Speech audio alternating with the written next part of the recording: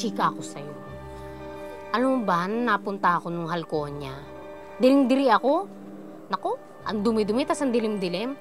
Lalo ko nandiri nung nakita ko yung Ravenum. Naku, nakakadiri siya.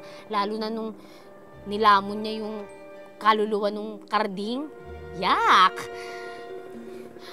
O nga pala, Birdie, may question ako sa'yo.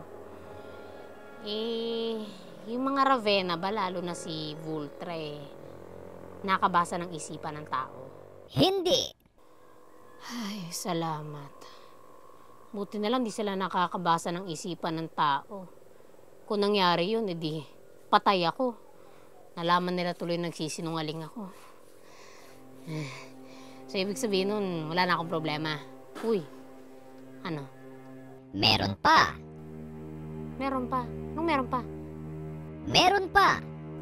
Meron pa? Sino? Tsaka ano? Ang tunay na anak ni Vultra. Isang tagapatag na nagpapanggap na anak ni Vultra. Huli na ang pagsusumbong mo, Rasmus. Naitulog na sa akin ni Vultra ang kutong lupa. Alam mo at alam kong si Alwina na siyang sugo ang tunay na anak ni Vultra. Pero huwag kang mag-alala. Nakisakay ako sa laro ng savanna yun. Nakikisakay? Oo, at yun din ang gusto kong gawin mo. Anong ibig mong sabihin, Ama? Magpapanggap kang naniniwala tayong siya nga ang sanggol na iniluwal ni Vultra. Habang lalo mong kinakalaban si Vultra tungkol sa anak niya, mas lalo lamang siyang masusuklam sa iyo. Gusto mo bang mangyari yung Rasmus? Dagdag pa dyan, mawawala ang pag-aalinlangan ni Vultra. At ibubuhos niyang atensyon niya sa taong hindi niya tunay na anak. At hindi niya alam, ang taong gusto niyang patayin ay ang tunay niyang anak.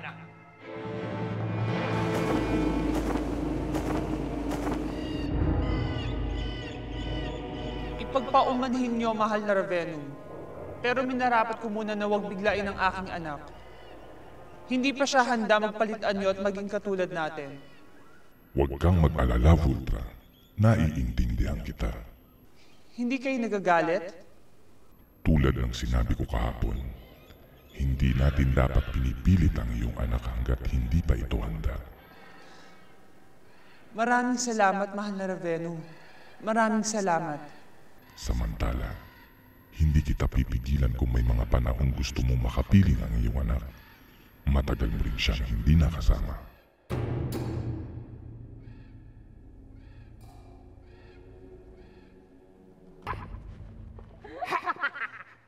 Totoo palang chismis na totoong nagpapanggap na anak ni Reyna Vultra ang babae